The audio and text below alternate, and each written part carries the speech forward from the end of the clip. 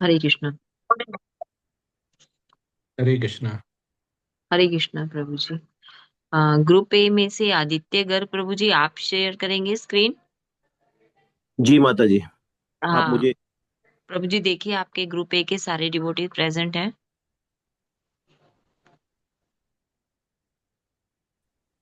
मुझे जी तो माता जी। तीन ही हैंड रेस दिख रहे हैं। 4, 5। सभी है जी माता जी। जी जी जी। प्रभु जी, आदित्य प्रभु जी को बना दीजिए को होस्ट। बना दिया। जी।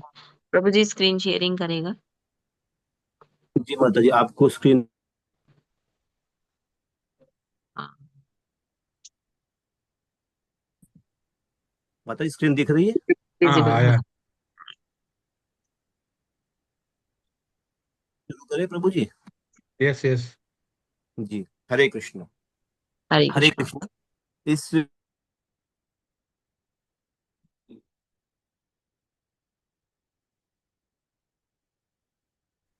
संख्या आवाज नहीं आ रही 26। है। आवाज नहीं आ रही प्रभु जी? अभी अभी आने लगी, बीच में स्टॉप हो गई थी, या मुझे ही लग रहा था क्रैकिंग हो रही है। जी हो सकता है प्रभु जी, नेटवर्क का कुछ इश्यू हो। तो आज की इस प्रेजेंटेशन संख्या 26। और आज की इस प्रेजेंटेशन में हमें श्री उपदेशामृत आधारित प्रश्न मिले हैं, और कुल 12 प्रश्न हैं, जिनके हम इस ग्रुप में शामिल सभी भक्त बारी बारी से उत्तर देने का प्रयास करेंगे अपनी समझ और सामर्थ्य के अनुसार। तो प्रभु जी, मैं आपसे आज की प्रेजेंटेशन प्रारंभ करने की अनुमति चाहूंगा, और साथ ही यस। यह भी अनुरोध करूंगा कि यदि प्रेजेंटेशन के दौरान कोई त्रुटि रह जाए तो कृपया उसे क्षमा करें और हमारा भविष्य के लिए मार्गदर्शन करें। तो ठीक है। प्रेजेंटेशन प्रारंभ करने के लिए सबसे पहले मैं अवंतिका मिश्रा माता जी को आमंत्रित करता हूं, और उनसे अनुरोध करता हूं कि कृपया सभी अपने दिए हुए सभी प्रश्नों का एक एक करके उत्तर दें। हरे कृष्ण अवंतिका माता जी। धन्यवाद आदित्य प्रभु जी। ओम नमो भगवते वासुदेवाय। ओम नमो भगवते वासुदेवाय। ओम नमो भगवते वासुदेवाय। हमें आज के प्रेजेंटेशन के लिए दो प्रश्न दिए गए हैं। पहले प्रश्न में दो भाग हैं, ए और बी। तो जो ए भाग है उसका में जो प्रश्न दिया गया वो इस प्रकार है: श्रील रूप गोस्वामी ने राधा कुंड को इतना बल क्यों दिया है? पाठ 9 का तात्पर्य है। इसका उत्तर हम अपने सामर्थ्य के अनुसार देने का प्रयास करेंगे। राधा कुंड वही स्थान है जहां भगवान श्री कृष्ण का प्रेम उफनता रहता है। उच्च कोटि के भक्त राधा कुंड में निवास करना अधिक पसंद करते हैं, क्योंकि यह स्थान भगवान श्री कृष्ण तथा राधा रानी के पारस्परिक सनातन प्रेम व्यापार की अनेक स्मृतियों का स्थल है। श्री रूप गोस्वामी ने राधा कुंड को अत्यधिक महत्व प्रदान किया है, क्योंकि श्री चैतन्य महाप्रभु इसे खोज निकालना चाहते थे। तब ऐसा कौन होगा जो राधा कुंड को छोड़कर अन्यत्र निवास करना चाहे? श्री चैतन्य चरितामृत में कहा गया है कि जब श्री चैतन्य महाप्रभु ने सर्वप्रथम वृंदावन भूमि के दर्शन किए तो वे आरंभ में राधा कुंड के स्थान का पता नहीं लगा पाए। अंत में उन्हें वह पवित्र स्थान मिला जहां पर एक छोटा सा तालाब था। उन्होंने उस छोटे से तालाब में स्नान किया और अपने भक्तों को बताया कि यही वास्तव में राधा कुंड है। बाद में भगवान श्री चैतन्य के भक्तों द्वारा इस ताल की खुदाई करवाई गई, जिनमें 6 गोस्वामी यथा रूप तथा श्रील रघुनाथ दास आदि प्रमुख थे। इस समय वहां पर राधा कुंड नाम से एक विशाल सरोवर है। बी पार्ट जो है उसका जो प्रश्न है वो इस प्रकार है: राधा कुंड सभी पवित्र स्थानों में सबसे ऊंचा क्यों है? इसका उत्तर हम इस प्रकार देने का प्रयास करेंगे। राधा कुंड परम श्रेष्ठ है क्योंकि यह गोकुल के स्वामी भगवान श्री कृष्ण और राधा रानी के अमृतमय प्रेम का साक्षी रहा है। ये वही स्थान है जहाँ भगवान श्री कृष्ण का प्रेम उफनता रहता है।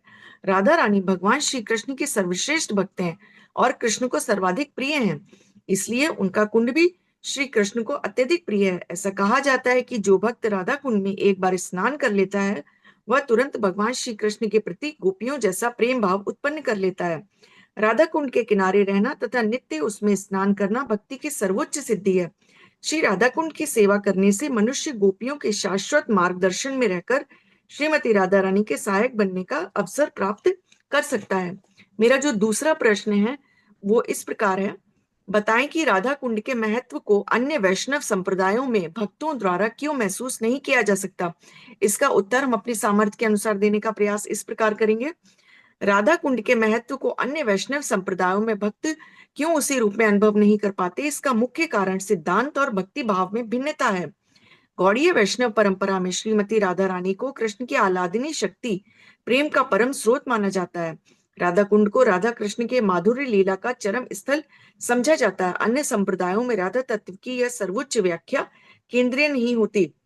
राधा कुंड की महिमा को जगत में श्री चैतन्य महाप्रभु और उनके अनुयायी प्रकाश में लाए। जिन परंपराओं में चैतन्य महाप्रभु की महिमा को नहीं पूजा जाता, वहां राधा कुंड को भी अधिक महत्व नहीं दिया जाता है। इसी के साथ हम अपनी वाणी को यही विराम देना चाहेंगे और ज्योति माता जी से आग्रह करेंगे कि वो इस प्रेजेंटेशन को आगे बढ़ाएं। हरे कृष्ण। हरे कृष्णा माता जी, सादर प्रणाम। हरे कृष्णा सभी को, सादर प्रणाम सभी को। मुझे 10 से 2 प्रश्न मिले हैं और मेरा पहला प्रश्न है, निम्न प्रकार के व्यक्तियों की संख्या 1 से 8 तक उच्चतम से निम्नतम तक लिखे। पहला है ज्ञानी विमुख, दूसरा है कर्मी, तीसरा है विकर्मी, चौथा राधा रानी, पांचवा साधना भक्ति, छठा ब्रजवासी, सातवां ज्ञानी, आठवां है प्रेम भक्ति। और इसका उत्तर मैं इस प्रकार से देना चाहूंगी। पहले आएंगी राधा रानी, दूसरे नंबर पे ब्रजवासी, तीसरे नंबर पे प्रेमा भक्ति, चौथे नंबर पे साधना भक्ति, पांचवें नंबर पे ज्ञानी विमुक्त, छठे नंबर पे ज्ञानी, सातवें नंबर पे कार्मिक और आठवें नंबर पे है विकारी। और अब मेरा सेकंड प्रश्न इस प्रकार से है, व्याख्या करें कि कुछ कर्मी कृष्ण को प्रिय क्यों है, जैसा कि पाठ 10 के तात्पर्य में बताया गया है। और इस प्रश्न का उत्तर मैं इस प्रकार से देना चाहूंगी। हर व्यक्ति साकाम कर्म में लगा हुआ है और भौतिक लाभ उठाना चाहता है और वह माया के वशीभूत है। भगवान की 3 शक्ति हैं, आध्यात्मिक शक्ति, तत्सला शक्ति और भौतिक शक्ति। भौतिकतावादी में लोग कुकर सुकर की तरह कठोर श्रम में लगे रहते हैं। वह पुण्य कर्म और यज्ञ संपन्न करके पुण्य कर्म के बल पर स्वर्ग लोक या चंद्रलोक तक चंद्रलोक या अन्य लोकों तक जाते हैं और पुनः पुनः अपने कर्मों का फल क्षीण होते ही पृथ्वी पर लौट आते हैं। व्यापारी, राजनीतिक तथा अन्य लोग भौतिक सुख के लिए सभी प्रकार के साधनों से धन कमाने का प्रयास करते हैं, चाहे वो सही हो या गलत। जो वैदिक ज्ञान के आधार पर कर्म करते हैं, जो लोग कृष्ण भावना अमृत को अपनाते हैं, जो लोग शास्त्रों के अनुसार कार्य करते हैं, जो लोग विष्णु भगवान को तुष्ट करने के कर्म में लगे रहते हैं, वह लोग भगवान कृष्ण को अत्यंत प्रिय हैं। अब मैं अपनी वाणी को विराम दूंगी और कुसुम माता जी को आमंत्रित करूंगी। हरे कृष्ण माता जी।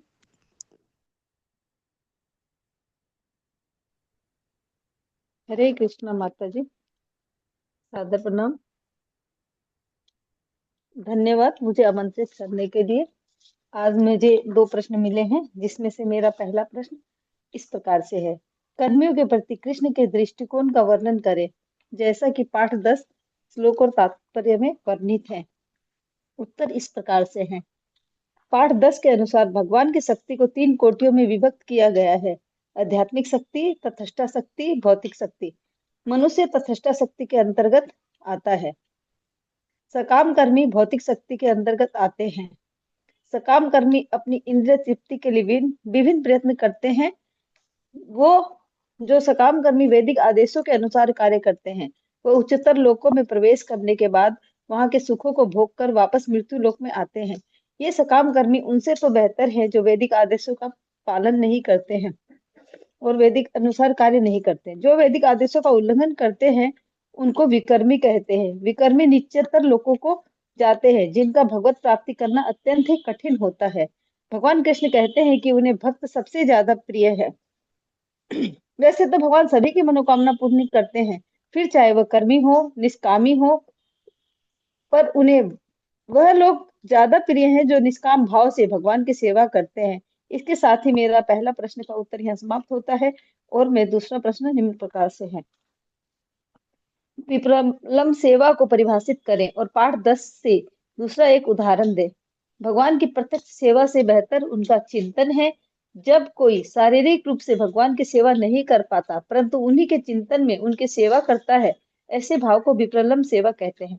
उदाहरण के लिए, अगर हम यहाँ नेपाल में रहते हुए भी ये चिंतन करें कि वृंदावन में है, भगवान के लिए माला बना रहे हैं, भोग बना रहे हैं, उनका श्रृंगार कर रहे हैं या माखन बना रहे हैं, दूर होते हुए भी उनके करीब हैं, तो ये विप्रलम्ब भाव है। इसके विपरीत कोई वृंदावन में टेम्पल में रहते हुए भी अगर ये चिंतन करे कि आज तो मेरे शॉप में कस्टमर आए होंगे या नहीं, माल कितना बिका है, घर में बच्चों ने खाना खाया कि नहीं, गेस्ट आने वाले थे आए कि नहीं, स्कूल गए कि नहीं। तो मंदिर में रहते हुए भी वह भगवान से कनेक्ट नहीं हो पाते हैं। गोपियां भगवान के द्वारिका जाने के बाद भी हमेशा भगवान के चिंतन में यानी विप्रलम्ब भाव में रहती थी, भगवान की सेवा करती थी। स्वयं चैतन्य महाप्रभु इसका आस्वादन करने के लिए कलयुग में धरती पे प्रकट हुए थे। यही विप्रलम्ब भाव है। इसके साथ ही मेरा प्रश्न का उत्तर समाप्त हुआ। कुहू माता जी से मैं प्रेजेंटेशन को आगे बढ़ाने के लिए वो रिक्वेस्ट करूंगी। हरे कृष्णा। हरे कृष्णा माता जी, हरे कृष्णा प्रभु जी, जय श्री प्रभुपाद के जय। मेरा प्रथम प्रश्न इस तरह है, गोपियों को सभी भक्तों में सबसे श्रेष्ठ क्यों माना जाता है और राधा रानी भगवान को सबसे प्रिय क्यों है? मेरा प्रथम प्रश्न का उत्तर इस प्रकार है, समस्त भक्तों में गोपियों श्रेष्ठ मानी जाती है क्योंकि वे कृष्ण को तुष्ट करने के अतिरिक्त और कुछ भी नहीं जानती, ना ही वे कृष्ण से बदले में कुछ आशा करती है। निस्संदेह कभी कभी कृष्ण ही उनसे अपने को विलग करके उन्हें अतीब कष्ट प्रदान करते हैं, फिर भी वे कृष्ण को भूल नहीं सकती। जब कृष्ण वृंदावन से मथुरा चले गए तो गोपियां अत्यधिक निराश हो गई और उन्होंने अपना शेष जीवन केवल कृष्ण के वियोग में रो रो कर बिता दिया। इसका अर्थ ये हुआ कि एक तरह से वे वास्तव में कृष्ण से विलग कभी नहीं हुई। कृष्ण का चिंतन करना तथा उनका संग रहने में कोई अंतर नहीं है। विप्रलम्ब सेवा में जो वियोग में कृष्ण का चिंतन है, जैसा कि श्री चैतन्य महाप्रभु ने कर दिखाया, कृष्णों की प्रत्यक्ष सेवा करने से बेहतर है। इस प्रकार जितने सारे भक्तों ने कृष्णों के लिए अनन्य भक्तिमय विकसित किया है, उनमें से गोपियां श्रेष्ठ है और इन उच्च गोपियों में भी श्रीमती राधा रानी सर्वोच्च है। श्रीमती राधा रानी की भक्ति से कोई भी आगे नहीं बढ़ सकती। श्री कृष्ण राधा भाव ग्रहण करके श्री चैतन्य महाप्रभु के रूप में प्रकट हुए, जिससे वे उनके दिव्य मनोभावों को समझ सके।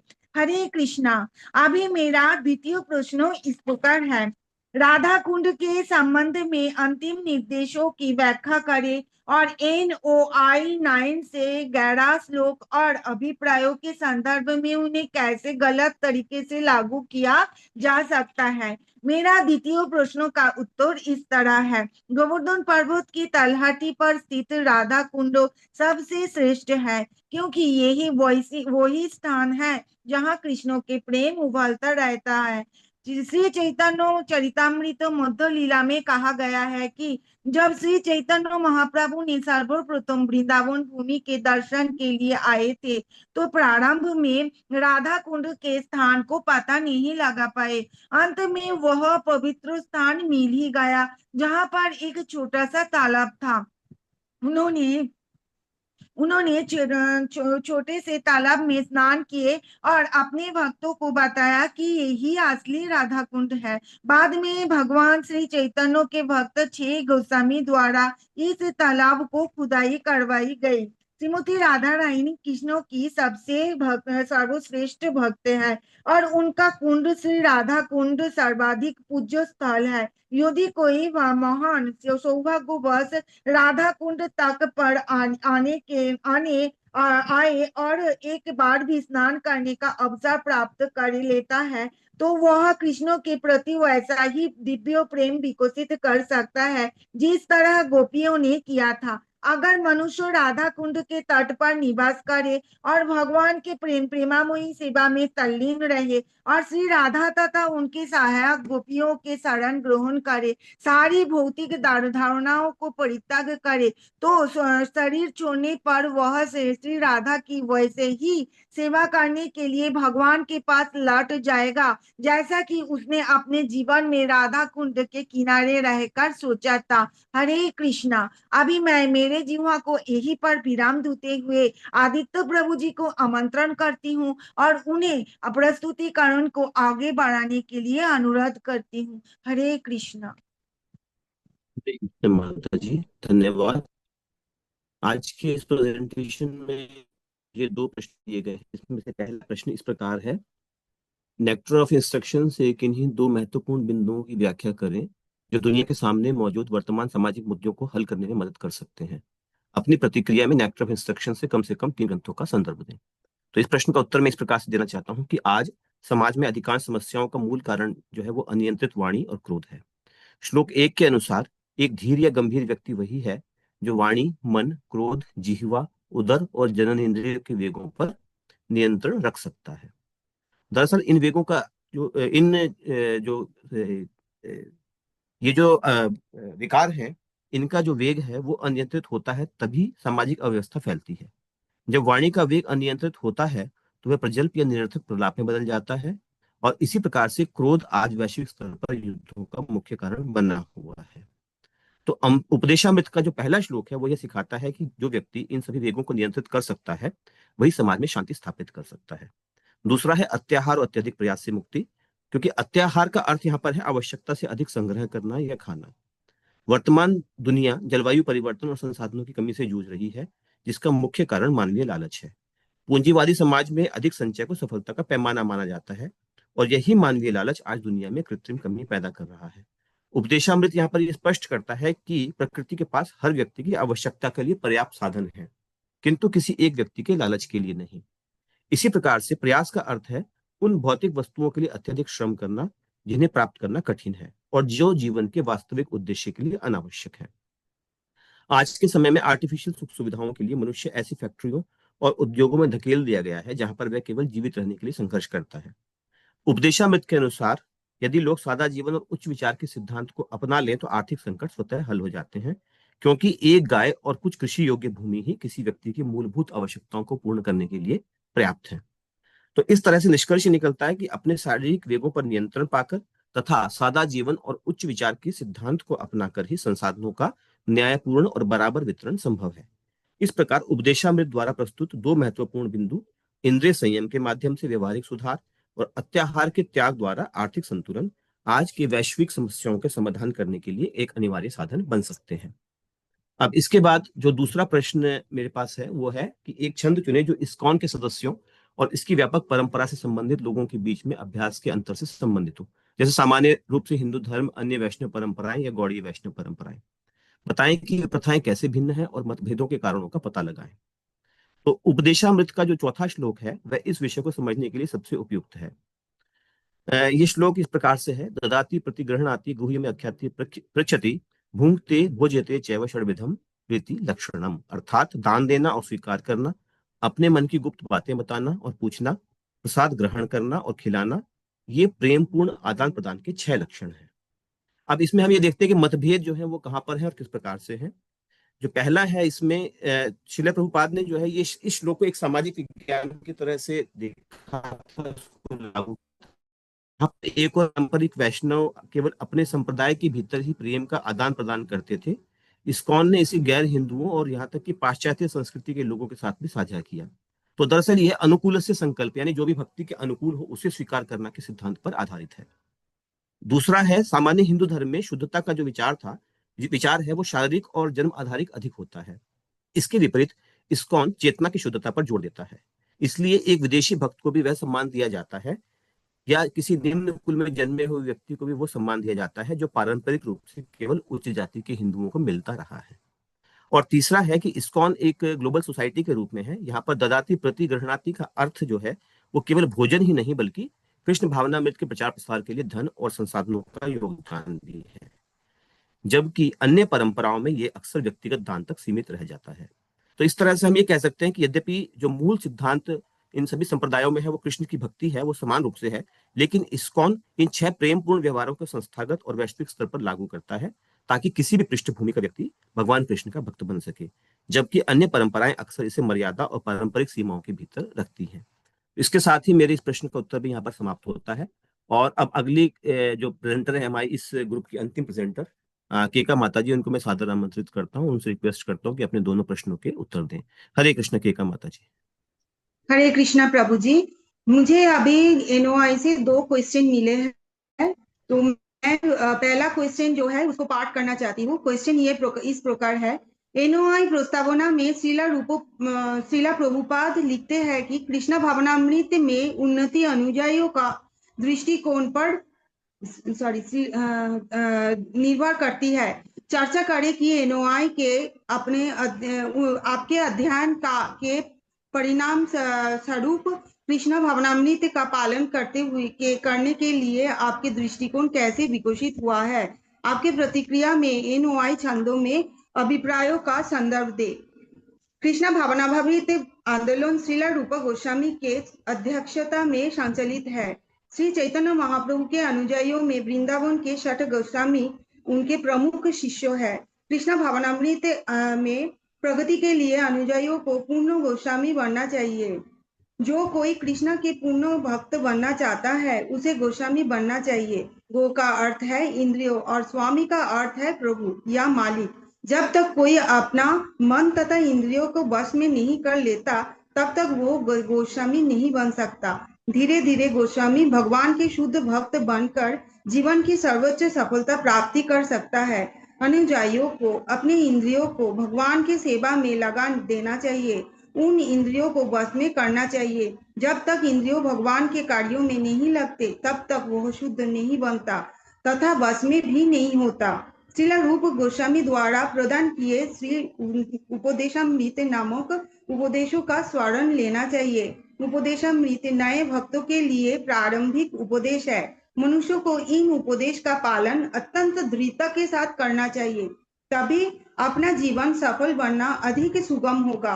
मैं अगर अपने आप को देखती हूँ तो 5 साल पहले जब मैं कृष्णा भावनाभावित भक्ति में नहीं आई थी और अभी आज जो मुझे कृष्णा के आशीर्वाद से श्रील प्रभुपाद जी का द्वारा अति सरलता से वर्णित शास्त्रों का अध्ययन करने का जो शुभ अवसर मिल रहा है उसे मेरा मन और कार्यों में बहुत ही चेंजेस आई है और मैं यह शास्त्रों को उपदेश अपने जीवन में पालन करते हुए बहुत खुश हूँ और सभी को प्रेरणा देती हूँ कि इस उपदेश का लाभ उठाए।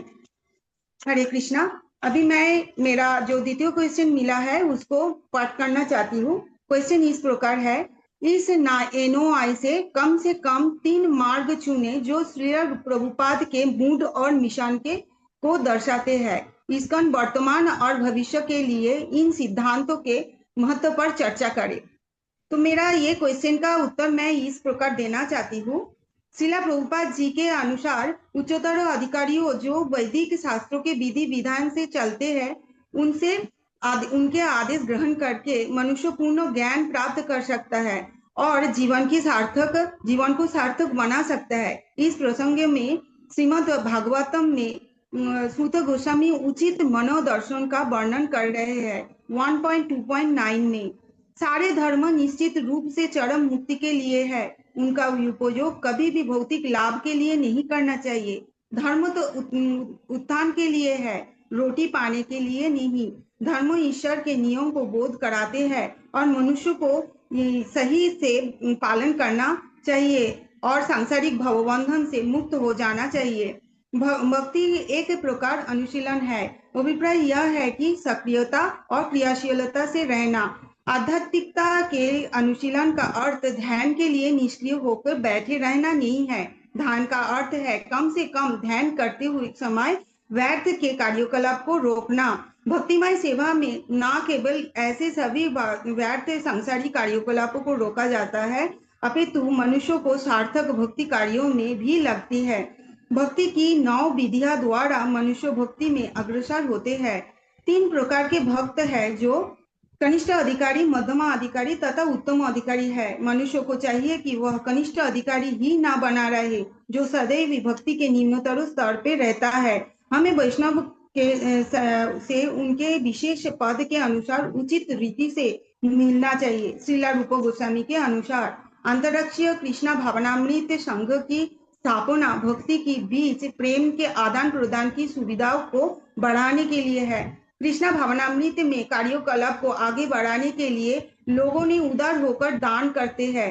बदले में प्रभुपाद जी को कृष्णा भावनामृत संबंधित पुस्तकों के माध्यम से सामान्य व्यक्ति भी अपने सुप्त कृष्णा भावनामृत को पूर्णतया जागृत कर सकते हैं और यही है इस्कॉन का मिशन, कृष्णा भावनामृत समाज। प्रभुपाद जी हमेशा बुक डिस्ट्रीब्यूशन के ऊपर जोर दिए हैं क्योंकि वो पुस्तक ही एक माध्यम है जो भगवान के वाणी को अच्छे से प्रचार कर सकते हैं। हरे कृष्णा। अभी मैं मेरे जीवा को इधर यहाँ पर विराम देते हुए हमारे एक ग्रुप के प्रस्तुति को इधर समाप्त करना चाहती हूँ। इसी के साथ हमारे ग्रुप में किसी भक्तों के कोई भूल हो, त्रुटि हो तो क्षमा प्रार्थना चाहती हूँ। मैं वैष्णव प्रणाम मंत्र करना चाहती हूँ। वंशकल्पतरुभ्यश्च कृपा सिन्धुएव च पतितानां पावनेभ्यो वैष्णवेभ्यो नमो नमः। हरे कृष्ण कृष्ण कृष्ण हरे हरे, हरे राम राम राम हरे हरे। अनंत कोटि वैष्णव वृंद की जय। शिला जय प्रभुपाद जी की जय। हरे कृष्ण। हरे कृष्णा। बहुत अच्छी प्रस्तुति है और ये बहुत अच्छा ही एनओआई आपको मिला हुआ, नेशनल एक्सटेंशन जो है उपदेशामृत। और इसमें बहुत अच्छी भक्ति के लिए हम सीखते हैं और आप लोगों ने काफी अच्छे प्रश्न के आंसर दिए। इसमें दो तीन प्रश्न समझने के हैं। पहला ये है कि आप बताएं कि जो भगवान के पवित्र नाम का जप करने के 3 चरण होते हैं या कितने चरण होते हैं, 3 से ज्यादा भी हो सकते हैं, वो कौन से हैं और क्या क्या हैं। और भगवान के जो इसमें नेक्स्ट इंस्ट्रक्शंस में उपदेशामृत में सबसे मुख्य उद्देश्य इसका क्या है, मेन ऑब्जेक्टिव जो बोलते हैं ना, वो क्या है इसका उपदेशामृत का। और इसमें किसको प्रशिक्षित करने पे जोर दिया गया है, उपदेशामृत में किसको प्रशिक्षित करने का दो जोर दिया गया है। हरे कृष्णा। ये 3 प्रश्न है। प्रभु जी। हरे कृष्णा प्रभु जी। प्रभु जी, मैं आपका पहला जो क्वेश्चन है उसका देने के लिए थोड़ा प्रयत्न कर रही हूँ। पहला क्वेश्चन का उत्तर मैं इस तरह देना चाहती हूँ। जो भगवान का नाम लेने के लिए भक्ति का मार्ग चुनना सबसे जरूरी है। और ये भक्ति का मार्ग में श्रवण कीर्तन, विष्णु का स्मरण, पाद सेवन, अर्चन, वंदनम, दासो, साक्ष्य भाव के निवेदन, आत्म निवेदनम, ये बहुत जरूरी होता है। परमेश्वर का नाम महिमा सुनना, हरे कृष्ण महामंत्र का जाप करना, भक्तों के संग कीर्तन करना चाहिए और भगवान का स्मरण हर वक्त करना चाहिए। उसका भगवान का लीला पढ़ के, बुक्स रीड करके, भगवान के भक्तों का चरित्रों पढ़ के करना चाहिए। फिर भगवान को का चरण सेवा करके भगवान का नाम उच्चारण करना चाहिए और फिर आर्च विग्रह करके भगवान से बात करके भगवान का चरण ग्रहण करना चाहिए। भगवान को नमस्कार करके भगवान को तुष्ट करना चाहिए और भगवान के दास रूप में भगवान के सारे कार्यों करके भगवान के साथ वार्तालाप करके नाम कीर्तन करना चाहिए। हरे कृष्णा। हरे कृष्ण। और कोई इसमें ऐड करेगा? हरे कृष्ण प्रभु जी। हम्म। भगवान श्री कृष्ण की भक्ति के लिए जो उपदेशामृत के अनुसार जो मुख्यतः 4 चरण इसमें बताए गए हैं, जो नाम, रूप, गुण और लीला, इन चारों के से संबंधित हैं। जिसमें पहला है पवित्र नाम का संकीर्तन या जप करना, उसके बाद भगवान के दिव्य स्वरूप को या सुंदर रूप का ध्यान करना, और फिर उसके बाद है भगवान के गुणों का स्मरण करना या भगवान के गुणों के बारे में चिंतन करना, उसकी चर्चा करना, और फिर है भगवान की लीलाओं का स्मरण करना या भगवान की लीलाएं देखना, उनकी लीलाओं के बारे में बात करना, उनका स्मरण करना, चिंतन करना। तो इस तरह से जब ये जो चारों चीजें हैं, भगवान के नाम, रूप, गुण और लीला, इनको अपने जीव में, रसना में बसाना, यानी कि और अपने हृदय में बसाना, जो है वो भगवान उपदेशामृत के श्लोकों में निर्देश दिया गया है। इसके साथ ही जो दूसरा प्रश्न था आपका कि उपदेशामृत में जो शिक्षा दी गई है वो मतलब किस चीज पे कंसंट्रेट करती है, तो प्रभु जी मन का नियंत्रण जो है, या अपने मन को नियंत्रित करके भगवान श्री कृष्ण की भक्ति में लगाना तथा भगवान श्री कृष्ण का स्मरण करना, हर वक्त उनका चिंतन करना और हर वक्त उनके बारे में सोचना, यानी कि उस तरफ अपने मन को कंट्रोल करके उस तरफ ले जाने, जो है वो मुख्य रूप से उपदेशामृत का उद्देश्य है। हरे कृष्ण। Yes yes. हरे कृष्ण। हरे कृष्णा प्रभु जी। जो मैं द्वितीय क्वेश्चन है उसको थोड़ा ऐड करना चाहती हूँ। जो चैतन्य महाप्रभु का आना, आविर्भाव होना, यही था प्रमुख, ये उद्देश्य ये था कि कृष्ण विज्ञान जो है उनको हमारे बीच में प्रदान करना। तो हमारे जो ये एनओआई का भी मुख्य कार्य ये है कि मुख्य ऑब्जेक्ट यही है कि हम लोग को ये अध्ययन करके और चैतन्य महाप्रभु का शरण लेना चाहिए और भक्ति में आगे बढ़ना चाहिए, शुद्ध भक्त बनना चाहिए। हरे कृष्ण। हरे हरे कृष्णा कृष्ण। प्रभु जी। हरे कृष्णा प्रभु जी। उपदेश अमृता का जो उद्देश्य है मैं थोड़ा बोलना चाहती हूँ। ये उद्देश्य ये है कि हमको ये आदेश दिया गया है कि विनीत भाव से दिव्य गुरु ज्ञान प्राप्त करके ये विधि अवलंबन करके मानसिक चिंतन भगवान के पास देके भगवान के बारे में सोच के हमको चलना चाहिए। चैतन्य महाप्रभु ने ऐसे ही बतलाया कि ब्रह्मांड भ्रमिते कोनो भाग्यवान जीव गुरु कृष्णा प्रसादे पाए भक्ति लाता बीज। हमको भक्ति लाता बीज लेना है और भक्ति में आगे बढ़ना है। हरे कृष्ण। हरे कृष्ण। ठीक है, आगे की प्रेजेंटेशन लेते हैं और तीनों प्रश्न बाद में डिस्कस करेंगे कि उसका सही एडिशन क्या है। हरे कृष्ण। हरे कृष्णा प्रभु जी। ग्रुप बी रेज करें हैंड।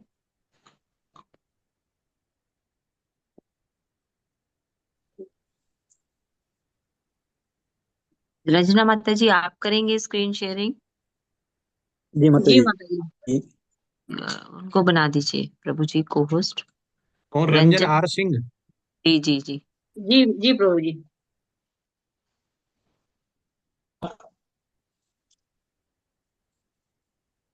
बना दिया। जी माता जी करिए। जी माता जी।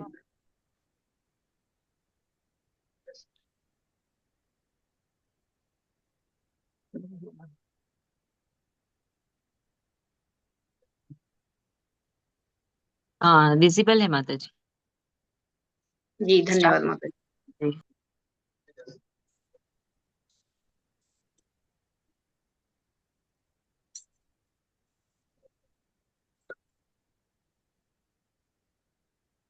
हरे ओम कृष्णा। नमो भगवते ओम नमो भगवते वासुदेवाय। ओम नमो भगवते वासुदेवाय। ओम नमो भगवते वासुदेवाय। हरे कृष्णा प्रभु जी। हरे कृष्णा माता जी।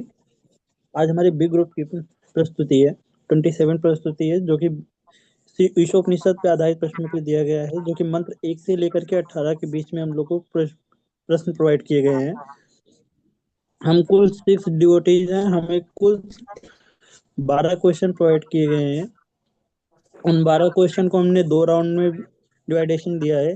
पहले राउंड के लिए मैं आपसे आगे चाहते हैं प्रभु जी प्रेजेंटेशन को स्टार्ट करने के लिए। यस प्रभु जी। प्रेजेंटेशन को स्टार्ट करने के लिए मैं विनीता माता जी को आमंत्रित करता हूँ कि अपनी प्रस्तुति को प्रस्तुत करें। हरे कृष्णा विनीता माता जी। धन्यवाद प्रभु जी। हरे कृष्ण प्रभु जी। हरे कृष्ण माता जी। सभी को मेरा सादर प्रणाम। आज का मेरा पहले राउंड का प्रश्न है, प्रस्तावना में श्रील प्रभुपाद जी द्वारा वर्णित वेद का क्या अर्थ है? इसका उत्तर देने का मैं प्रयास करती हूँ। ईशोपनिषद के अनुसार वेद धातु से बने वेद का अर्थ है ज्ञान। कोई भी ज्ञान जिसे आप स्वीकार करते हैं वह वेद है, क्योंकि समस्त ज्ञान का स्रोत वेद ही है। श्रील प्रभुपाद जी के अनुसार वेद का अर्थ है वह ज्ञान जिससे मनुष्य अपने वास्तविक स्वरूप और परम सत्य को जाने। वैदिक ज्ञान आध्यात्मिक जगत से अर्थात भगवान कृष्ण से ब्रह्मा के हृदय में प्रकट ज्ञान है, इसलिए इसे अपौरुषेय भी कहा जाता है। जैसे कि भागवतम में 1.1 में आता है, तेन ब्रह्म हृदय आदि कव्य, अर्थात वेद दिव्य, अपौरुषेय तथा पूर्ण और त्रुटि रहित है। वैदिक ज्ञान को शब्द प्रमाण कहा जाता है। इसका दूसरा नाम श्रुति है, जिसका अर्थ है इस ज्ञान को केवल श्रवण विधि द्वारा ही प्राप्त किया जा सकता है, और वह भी केवल प्रमाणिक गुरु के द्वारा ही। दिव्य ज्ञान का स्रोत। वेद दिव्य ज्ञान के भंडार हैं, जो आत्मा और परमात्मा के बीच के संबंध को स्पष्ट करते हैं। समाज के कल्याण के लिए वेदों का उद्देश्य मानवता के भौतिक और आध्यात्मिक कल्याण के लिए मार्गदर्शन करना है। सार्वभौमिक और शाश्वत। वेद सार्वकालिक, सार्वभौमिक और सभी लोगों के लिए प्रकट हुए हैं, जो बिना भेदभाव के और शाश्वत हैं। जीवन को संतुलित करना। वेद जीवन के सभी पहलुओं जैसे धर्म, अर्थ, काम और मोक्ष को संतुलित करने के उपाय बताते हैं। परमात्मा की महिमा। वेद परमात्मा की महिमा का वर्णन करते हैं, जैसे कि भगवद गीता के 15.15 में कृष्ण कहते हैं, वेदेश सर्वे अहम वेद्यो, अर्थात सभी वेदों का अंतिम उद्देश्य भगवान कृष्ण को जानना है। अंत में हम यह समझ सकते हैं कि वेद ईश्वर से प्राप्त वह पूर्ण ज्ञान है जो मनुष्य को उसके वास्तविक स्वरूप, उसके कर्तव्य और उसके परम लक्ष्य अर्थात भगवान की भक्ति तक पहुंचाता है। इसी के साथ में अपनी वाणी को विराम देती हूँ। मुझसे कोई त्रुटि हो तो क्षमा करें और आगे के लिए मार्गदर्शन करें। अब मैं शिव भगवान प्रभु जी से आग्रह करती हूँ कि प्रस्तुति को आगे बढ़ाए। धन्यवाद सभी को। हरे कृष्ण भगवान प्रभु जी।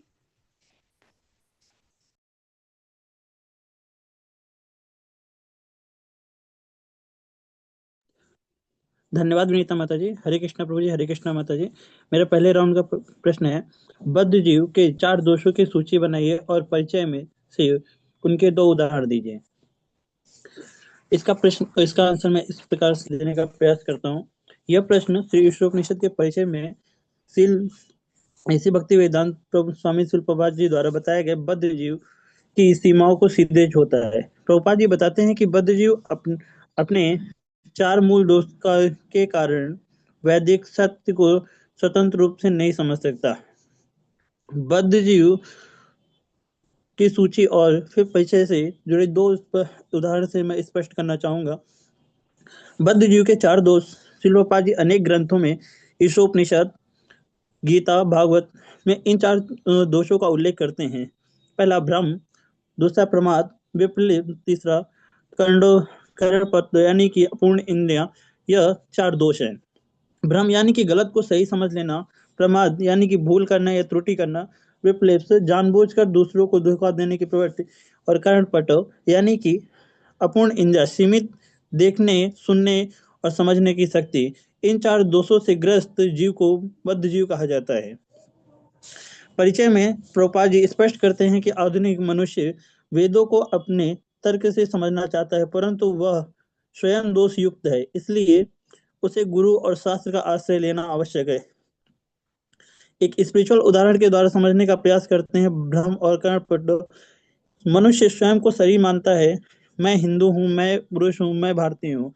प्रभुपाद जी कहते हैं यह सबसे बड़ा भ्रम है, क्योंकि आत्मा न शरीर है न राष्ट्र है। और यह हमारा दोष क्यों है कि भ्रम यह है कि अस्थायी शरीर को अस्थायी आत्मा मानना, और कर्णपट यानी कि अपूर्ण इंद्रियों से आत्मा को देखने की शक्ति हमारे अंदर नहीं है। ईशोपनिषद का संदेश यह है कि जो ईश्वर को नहीं देख सकता वह संसार को, जो इसको या ईश्वर को नहीं देखता है वह संसार को गलत दृष्टि से देखता है। एक मटेरियल उदाहरण से हम समझने का प्रयास करते हैं कि आधुनिक वैज्ञानिक यह दावा करता है कि जीवन रासायनिक संयोग से उत्पन्न हुआ है। प्रमाद, कोई भी वैज्ञानिक प्रयोग से जीव उत्पन्न नहीं कर पाया है आज तक। विप्लव, अपूर्ण ज्ञान होते हुए भी सिद्धांत को अंतिम सत्य के रूप में प्रस्तुत करना। श्रील प्रभुपाद जी परिचय में ऐसे ज्ञान को सब्जेक्टिव नॉलेज कहते हैं, जो कि वेदों से अलग है। श्रील प्रभुपाद जी कहते हैं दोष युक्त व्यक्ति से दोष रहित ज्ञान नहीं आ सकता है, इसलिए वेद अपरिहार्य गुरु आवश्यक है, और ईशोपनिषद हमें ईश्वर केंद्रित जीवन की ओर ले जाती है। बद्ध जीव के 4 दोष उसे सत्य से दूर रखते हैं।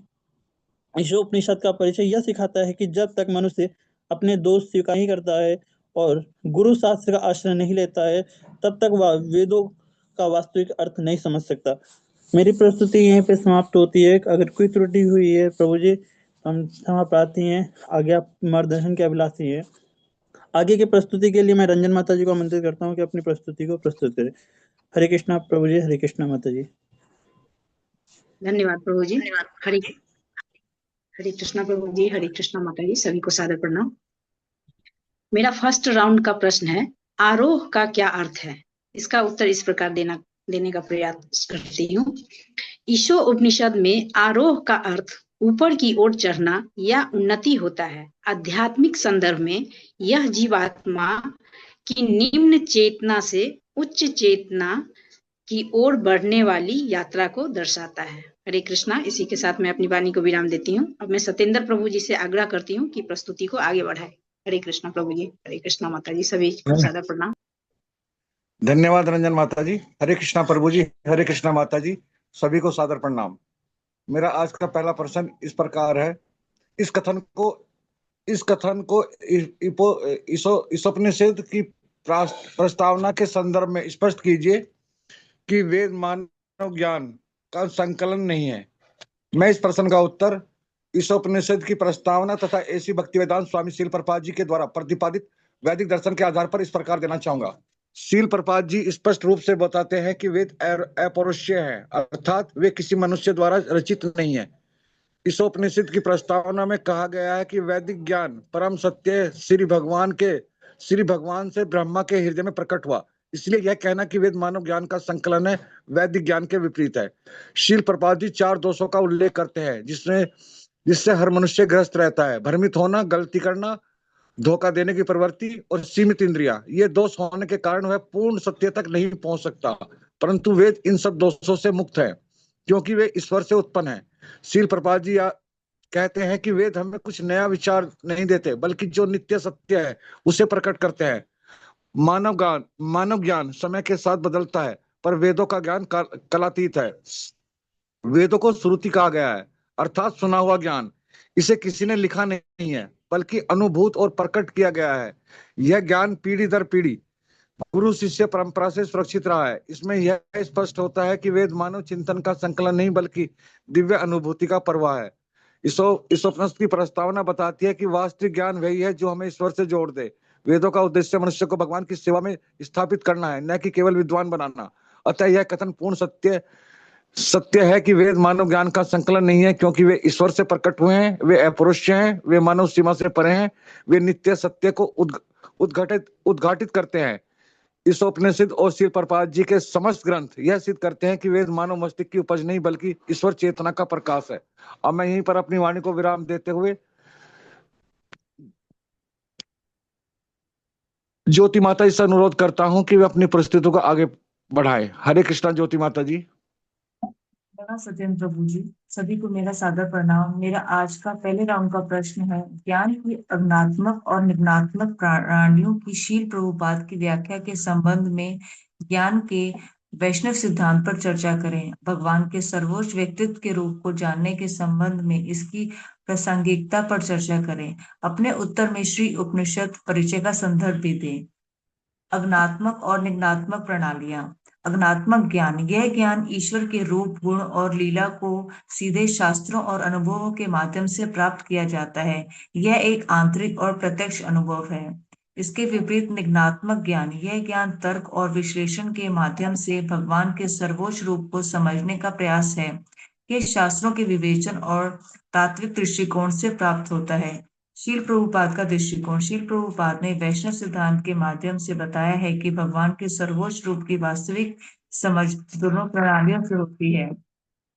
आध्यात्मिक दृष्टिकोण। भगवान श्री कृष्ण के साथ सच्ची भक्ति और प्रेम के द्वारा हम उनके सर्वोच्च रूप का अनुभव करते हैं।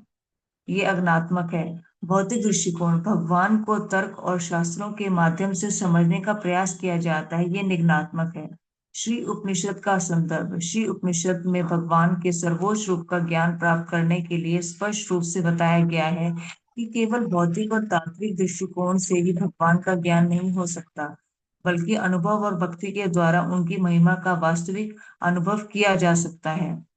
ईश्वर के रूप, गुण और लीलाओं को जानने का केवल एक तरीका है, भक्ति और शास्त्रों के द्वारा।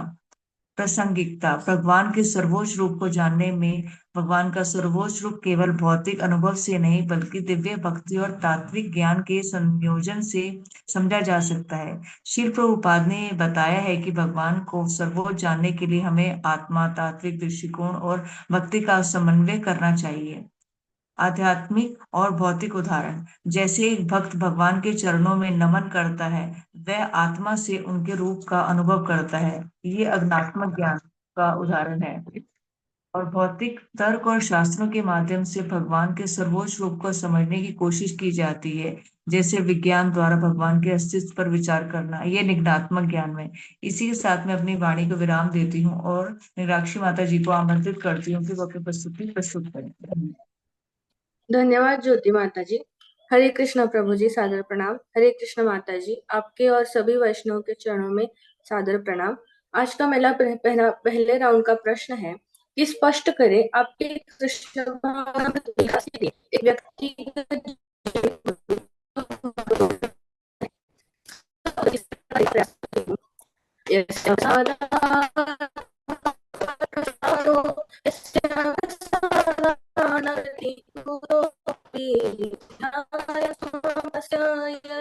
संध्यं वन्दे गुरुं श्रीचरणारविन्दम्। गुरु कृपा से ही भगवान की कृपा प्राप्त होती है। यदि गुरु प्रसन्न न हो तो मनुष्य की आध्यात्मिक प्रगति का कोई बात नहीं होता। इसलिए दिन में 3 बार एकाग्र मन से गुरु की स्तुति और वंदना करनी चाहिए। जहाँ प्रसारे भाई ए भवतरियादय कृष्ण प्राप्ति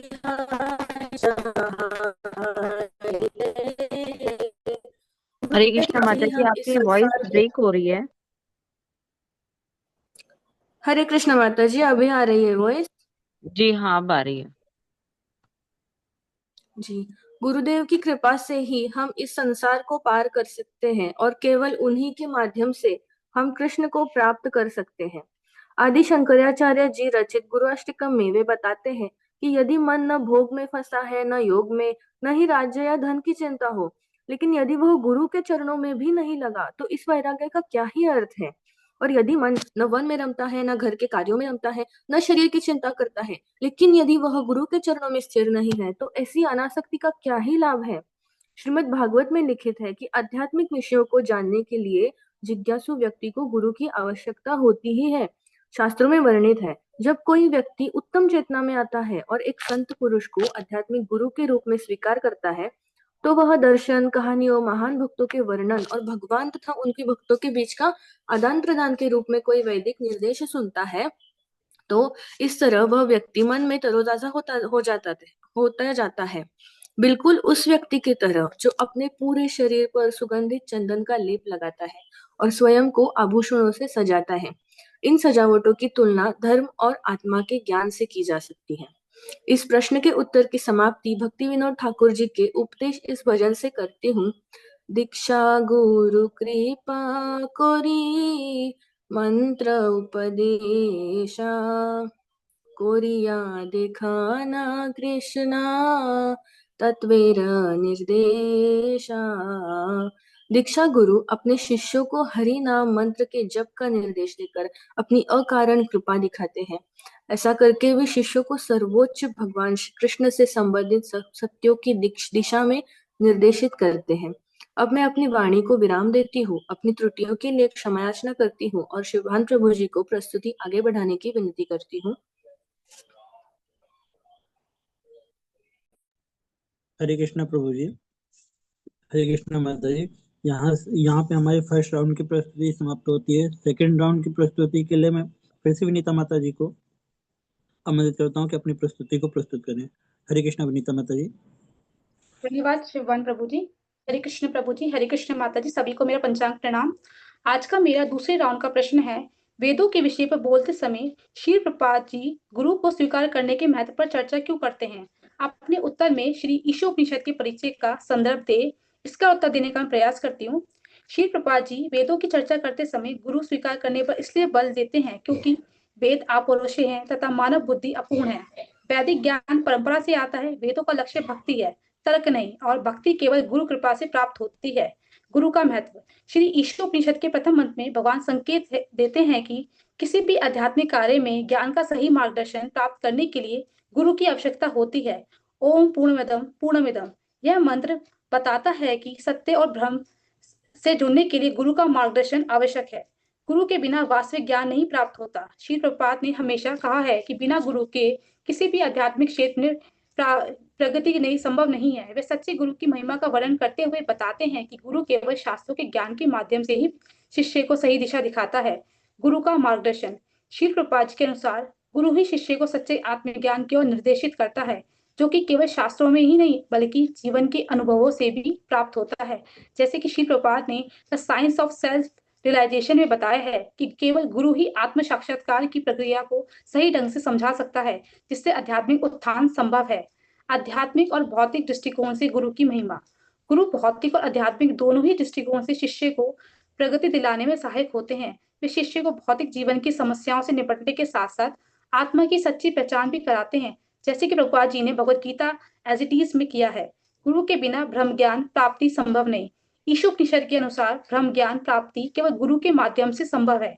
श्री प्रभुपाद जी ने इस तथ्य को चैतन्य चरितामृत में स्वीकार किया है, जिसमें बताया गया है कि बिना गुरु के उपदेश के आत्मज्ञान की यात्रा अधूरी रहती है। गुरु शिष्य संबंध में विश्वास। गुरु के प्रति विश्वास और समर्पण आध्यात्मिक यात्रा के आवश्यक तत्व हैं। श्रील प्रभुपाद जी के अनुसार गुरु के आदेशों का पालन करके ही शिष्य ब्रह्म ज्ञान की ओर बढ़ता है। जैसे श्रील प्रभुपाद जी ने अपने लेटर्स में शिष्यों को गुरु के आदेशों का पालन करने के महत्व पर जोर दिया है, जिससे आध्यात्मिक और भौतिक दोनों प्रकार के लाभ होते हैं। अर्थात श्रील प्रभुपाद वेदों पर बोलते समय गुरु पर जोर देते हैं, क्योंकि वेदों का सही अर्थ, प्रयोग और लक्ष्य केवल प्रमाणिक गुरु से ही समझा जा सकता है। इसी के साथ में अपनी वाणी को विराम देती हूँ। मुझसे कोई त्रुटि हो तो क्षमा करें और कृपया आगे के लिए मार्गदर्शन करें। अब मैं शिवभान प्रभु जी से आग्रह करती हूँ कि प्रस्तुति को आगे बढ़ाए। धन्यवाद सभी को। हरे कृष्ण शिवभान प्रभु जी।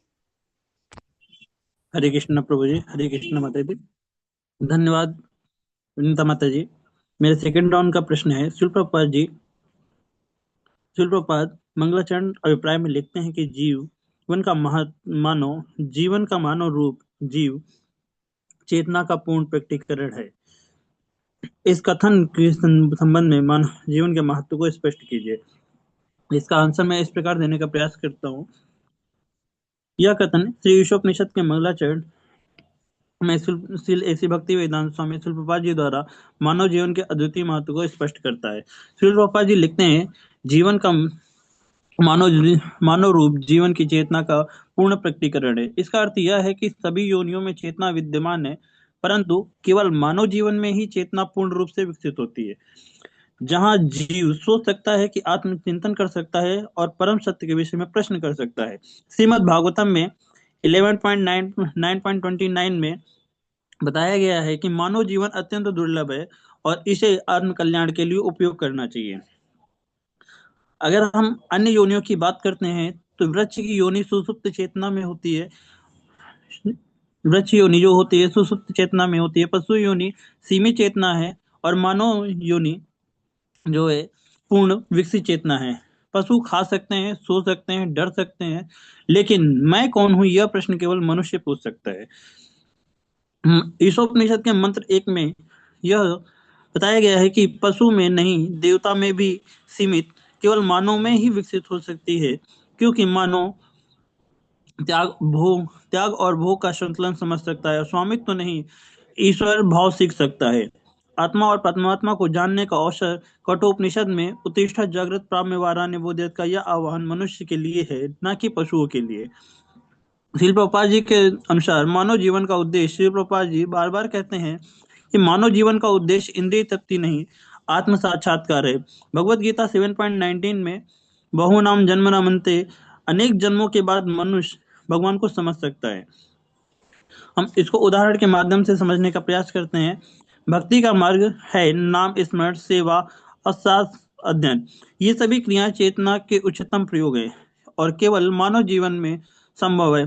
पशु भगवान का नाम नहीं जप सकता है, पर मनुष्य कर सकता है। यही पूर्ण चेतना का प्रमाण है। और एक मटेरियल एग्जाम्पल से समझने का प्रयास करते हैं कि मानव और पशु में अंतर। पशु भोजन के लिए संघर्ष करता है, मनुष्य भोजन के बाद भी जीवन का अर्थ खोजता है। यदि मनुष्य भी केवल खाने सोने में जीवन बिताए तो वह अपूर्ण चेतना का दुरुपयोग करता है। श्रील प्रभुपाद जी इसे कहते हैं पोलाइज्ड एनिमल लाइफ। ईशोपनिषद का संदेश है पूर्ण चेतना, पूर्ण उत्तरदायित्व, उसके बाद में ज्ञान के साथ कर्म। ईशोपनिषद मंत्र 3 में जो आत्मज्ञान की उपेक्षा करते हैं वे अंधकार में जाते हैं, ये बताया गया है। श्रील प्रभुपाद जी का कथन यह सिद्ध करता है कि मानव जीवन जीव की चेतना का सर्वोच्च विकास है। यही आत्म साक्षात्कार का द्वार है, यही ईश्वर बोध की भूमि है और यही मोक्ष या भक्ति का अवसर है। यदि मानव जीवन को केवल भौतिक प्रयोग में लगा दिया जाए तो यह सबसे बड़ा दुर्भाग्य है। अतः मनुष्य जीवन का सही उपयोग है ईशोपनिषद के अनुसार ईश्वर केंद्रित और गुरु आश्रित और भक्ति युक्त जीवन। मेरी प्रस्तुति यहीं पर समाप्त होती है। हरे कृष्णा प्रभु जी, हरे कृष्णा माता जी। आगे की प्रस्तुति के लिए मैं रंजन माता जी को आमंत्रित करता हूँ कि अपनी प्रस्तुति को प्रस्तुत करें। हरे कृष्णा रंजन माता जी। धन्यवाद शिवम प्रभु जी। हरे कृष्णा सभी को। मेरा सेकेंड राउंड का प्रश्न है, कृष्ण पूर्ण है, वे अपनी रचना से कम नहीं है। इस सिद्धांत के आधार पर श्री प्रभुपाद द्वारा स्थापित निष्कर्ष पर चर्चा करें। अपने उत्तर में मंगलाचरण श्लोक से विशिष्ट संस्कृत शब्दों का संदर्भ दे। इसका उत्तर मैं इस प्रकार देना चाहूंगी। दो लाइट दो। यह सिद्धांत ओम पूर्णमिदम के वैदिक दर्शन पर आधारित है, जिसका अर्थ है कि भगवान कृष्ण पूर्ण है और उनसे उत्पन्न यह सृष्टि भी अपने आप में पूर्ण है। शील प्रभुपाद के अनुसार, क्योंकि कृष्ण परम सत्य हैं, उनकी शक्ति और उनकी रचना उनसे भिन्न नहीं है। प्रमुख निष्कर्ष और मंगलाचरण संदर्भ। शील प्रभुपाद द्वारा स्थापित मुख्य निष्कर्ष ईशोपनिषद के मंगलाचरण के इस विशिष्ट शब्द पर केंद्रित है। पूर्णमेवावशिष्यते। पूर्णता का सिद्धांत प्रभुपाद समझाते हैं कि कृष्ण अद्वय ज्ञान है। यह जगत उनकी शक्ति का विस्तार है। जैसे सूर्य से निकलने वाली किरणें सूर्य का ही हिस्सा है, वैसे ही कृष्ण की रचना उनसे कम नहीं है। अक्षय सूत्र। मंगलाचरण का यह शब्द दर्शाता है कि पूर्ण ब्रह्म कृष्ण से अंततः पूर्ण इकाइयां निकलने के बाद भी वे स्वयं में पूर्ण ही रहते हैं, उनमें कोई कमी नहीं आती। आत्मनिर्भरता। चूंकि कृष्ण की रचना पूर्ण है, इसलिए हमें अपनी समस्याओं के समाधान के लिए भौतिक जुगाड़ के बजाय कृष्ण की व्यवस्था पर विश्वास रखना चाहिए। इसी के साथ मैं अपनी वाणी को विराम देती हूँ। मुझसे कोई त्रुटि हुई है तो क्षमा करें। प्रत्येक इसके सत्येंद्र प्रभु जी से आग्रह करती हूँ कि प्रस्तुति को आगे बढ़ाएं। हरे कृष्णा प्रभु जी, सभी को सादर प्रणाम। धन्यवाद माता जी। हरे कृष्णा प्रभु जी, हरे कृष्णा माता जी, सभी को सादर प्रणाम। मेरा आज का दूसरा प्रश्न इस प्रकार से है।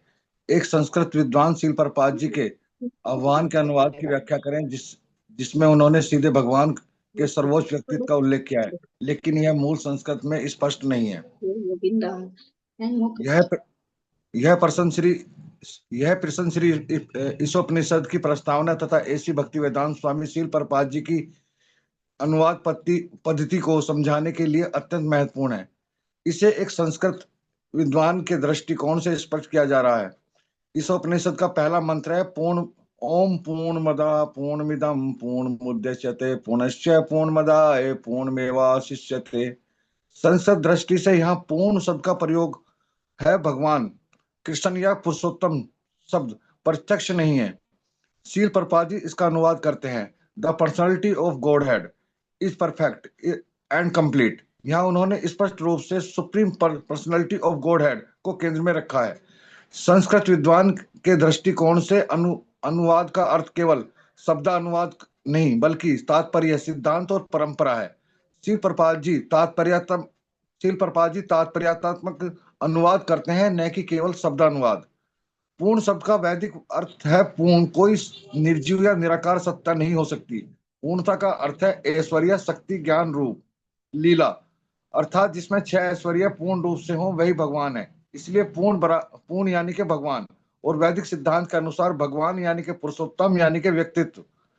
इस उपनिषद शम इससे आरंभ होती है। इस शब्द का अर्थ है नियंत्रक, स्वामी, चेतन सत्ता। नियंत्रण व्यक्ति करता है, कोई निर्जीव या निराकार तत्व नहीं। इसलिए शील प्रपात जी का सुप्रीम पर्सनैलिटी कहना संस्कृत के विरुद्ध नहीं, बल्कि संस्कृत के गूढ़ अर्थ के अनुरूप है। यदि वेदों का विषय कृष्ण है, तो इस उपनिषद का पूर्ण भी उन्हीं की ओर संकेत करता है। शील प्रपात जी शम तात्पर्य में कहते हैं, मेरा कार्य कुछ नया जोड़ना नहीं, बल्कि शास्त्रों का वास्तविक निष्कर्ष प्रस्तुत करना है।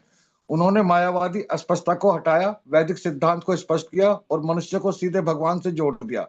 अतः एक संस्कृत विद्वान के रूप में यह स्पष्ट है कि शील प्रपात जी ने मूल संस्कृत का उल्लंघन नहीं किया। उन्होंने शाब्दिक नहीं सिद्धांतक अनुवाद किया। मूल संस्कृत के में निहित तात्पर्य का पूर्ण उद्घाटन है। इसलिए यह कहना कि प्रपात जी ने कुछ जोड़ दिया, संस्कृत, वेदांत और परंपरा तीनों का सही समझ के अभाव का परिणाम है। अब मैं यहीं पर अपनी वाणी को विराम देते हुए अपनी किसी भी प्रकार की त्रुटि के लिए क्षमा प्रार्थी और मार्गदर्शन के अभिलाषा करते हुए ज्योति माता जी से अनुरोध करता हूं कि अपनी प्रस्तुति को आगे बढ़ाएं। हरे कृष्णा ज्योति माता जी। मेरा सेकंड राउंड का प्रश्न है, निम्न का हिंदी अर्थ दें। पहला ईश्वास्य मंत्र 1 से, दूसरा परा और अपरा प्रकृति मंत्र 1 से और अपौरुषीय ये भी मंत्र 1 से। पहला ईश्वास्य का अर्थ है भगवान का अस्तित्व या भगवान का स्वामित्व। दूसरा परा और अपरा प्रकृति। परा प्रकृति भगवान की दिव्य और आध्यात्मिक प्रकृति को दर्शाता है, जबकि अपरा प्रकृति भौतिक और माया जनित प्रकृति को दर्शाती है। तीसरा, अपौरुषीय। अपौरुषीय का अर्थ है ना मानवीय या मनुष्य द्वारा नहीं रचित। इसी के साथ मैं अपनी वाणी को विराम देती हूँ और मृगाक्षी माता जी को आमंत्रित करती हूँ कि वो अपनी प्रस्तुति प्रस्तुत करें। धन्यवाद।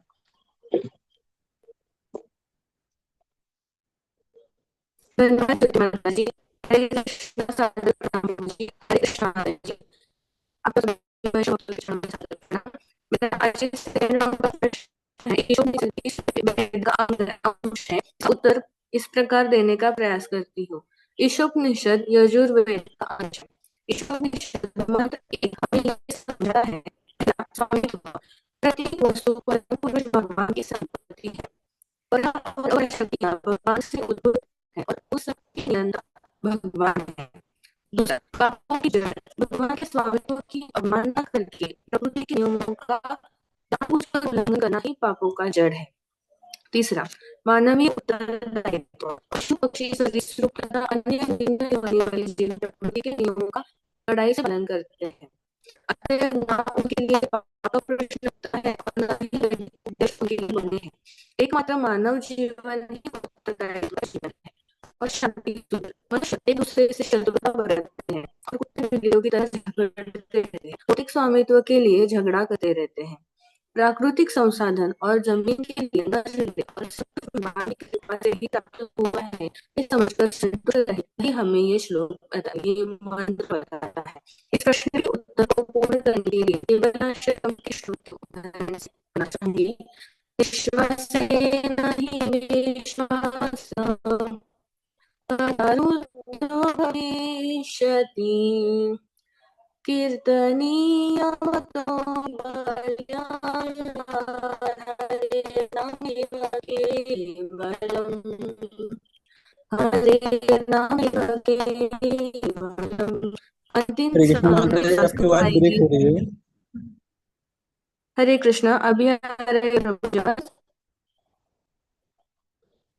अंतिम माता जी, सांस भी कब आ रही आएगी? है, लेकिन हरे कृष्णा माता जी, अंतिम आप एक सांस डिवाइस से कब ना या आएगी? वीडियो ऑफ कीजिए, या फिर आप दो फोन से कर रहे हैं तो एक फोन ऑफ कीजिए। अंतिम सांस कब आएगी और सभी भौतिक योजनाओं पर विराम लगा देगी, यह निश्चित नहीं है। इसलिए बचपन से ही जप का अभ्यास करना बुद्धिमान है और श्री हरि का पवित्र नाम ही सब कुछ है। अब मैं अपनी वाणी को विराम देती हूँ। अपनी त्रुटियों के लिए क्षमा प्रार्थी हूँ। कायेन वाचा मनसेन्द्रियैर्वा बुद्ध्यात्मना वा प्रकृति स्वभावात् करोति यत् यत् सकलं परस्मै नारायणायेति समर्पयेत्। यहीं पर हम ग्रुप बी की प्रस्तुति को समाप्त करते हैं। अपनी त्रुटियों के लिए क्षमा की याचना कर आपसे मार्गदर्शन मिले या आपके चरणों में प्रार्थना करते हैं। वांछा कल्पतरुभ्यश्च कृपा सिंधुभ्य एव च पतितानां पावनेभ्यो वैष्णवेभ्यो नमो नमः। हरे कृष्ण कृष्ण कृष्ण हरे हरे, हरे राम राम राम हरे हरे। धन्यवाद। हरे कृष्ण। धन्यवाद, बहुत अच्छी प्रस्तुति दी। हरे कृष्णा। अगेन इस उपनिषद में था, और हमारा पहला प्रश्न यही होगा आप लोगों से कि जो हमने पहला प्रश्न पहले वाले ग्रुप से किया था, पवित्र नाम जो है उनके कितने चरण हैं और वो क्या चरण है, पहला प्रश्न ये है। और दूसरा प्रश्न ये है कि इस उपनिषद का मुख्य मुख्य अर्थ क्या है, इस उपनिषद का मुख्य अर्थ क्या है, महत्व क्या है। और दूसरा दूसरा ये है कि इसमें क्या बताया गया है, सुख पूर्वक जीवन जीने का उपाय बताया गया, वो उपाय क्या है। तीन प्रश्न है ये। इसके 1625 रुपए हुए थे, तो 1200 पहले कट गए। हाँ, तो हो गया ना माइनस। माता जी म्यूट कर लो। हरे कृष्णा, तीन प्रश्न सुने आपने।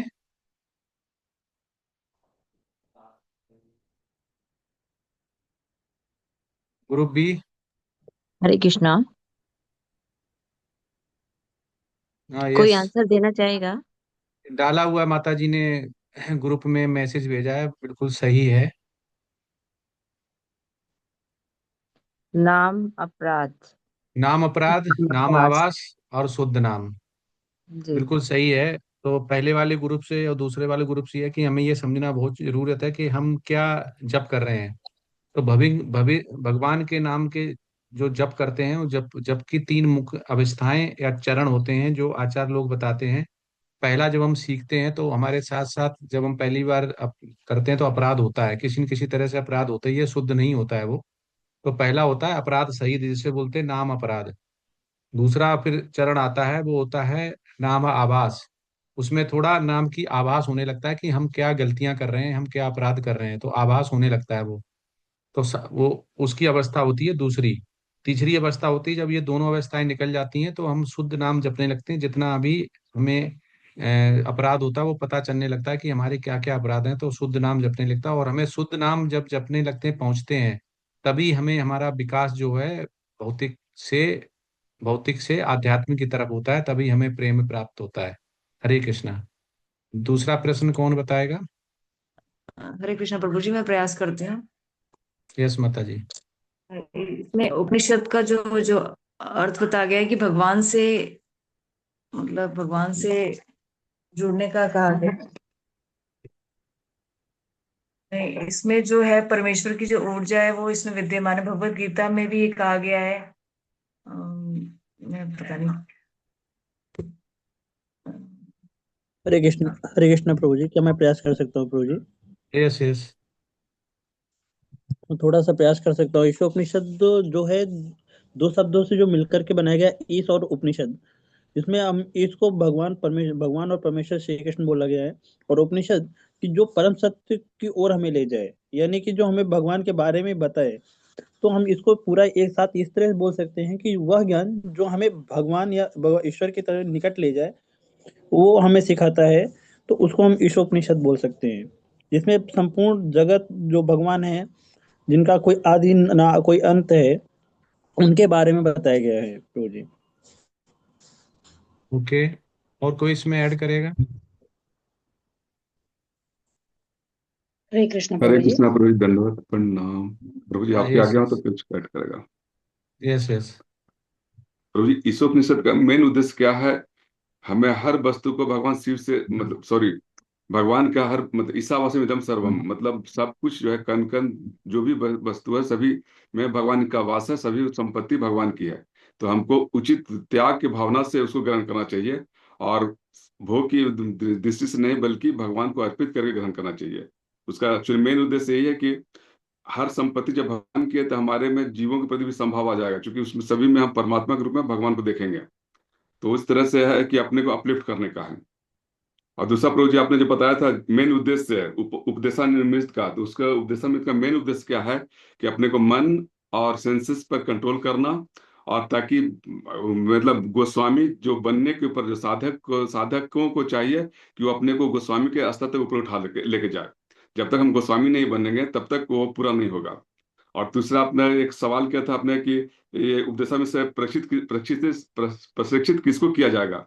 तो प्रशिक्षित साधक को ही किया जाएगा कि वो शुद्ध भक्ति के गुण को अपने आचरण में कैसे लेके आएगा, शुद्ध भक्तों के संग में रह के और गुरु के निर्देशन में रह के। जी प्रभु जी। तो प्रभु जी ने सही बताया, ईशा वासदम सर्वम एक जगत्या जगत्याम जगत। जो ईशोपनिषद का पहला मुख्य मंत्र है वो यही है कि जो भी ये संपूर्ण जो जड़ चेतन है वो सब ईश्वर से व्याप्त है, ईश्वर द्वारा ही बनाया हुआ है, उनका ही है।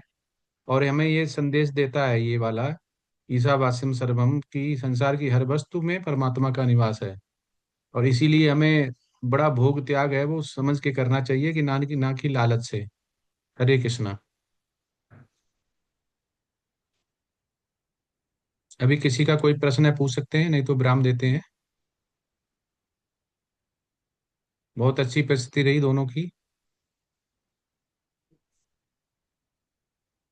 हरे कृष्णा प्रभु जी, चैट बॉक्स में तो कोई प्रश्न है नहीं। ठीक है, तो विराम देते हैं। वांछा कृपा कृपा सिंधु है विचा पतित नाम पावने वैष्णवेभ्यो नमो नमः। हरे कृष्णा कृष्ण कृष्ण हरे हरे, हरे राम राम राम हरे हरे। अनंत कोटि वैष्णव वृंद की जय जय। श्री जय प्रपाद की जय जय सभी वैष्णव आचार्यों की, जय सभी वैष्णव भक्तों की जय जय। श्रील प्रपाद की, जय श्री गुरु महाराज की जय। हरे कृष्णा, सभी सभी अपने को दंडवत अटेंडेंस प्रणाम। मार्क्स कर लें। प्रभु जी सादर हरे प्रणाम। कृष्णा, जी सादर अटेंडेंस चरण लगा लें वंदन सभी दंडवत अपनी। प्रणाम कोटि हरे कोटि कृष्णा, धन्यवाद प्रभु जी। हरे कृष्ण। हरे कृष्णा, हरे हरे कृष्ण प्रभु जी, धन्यवाद। हरे कृष्णा, हरे कृष्णा, हरे कृष्णा।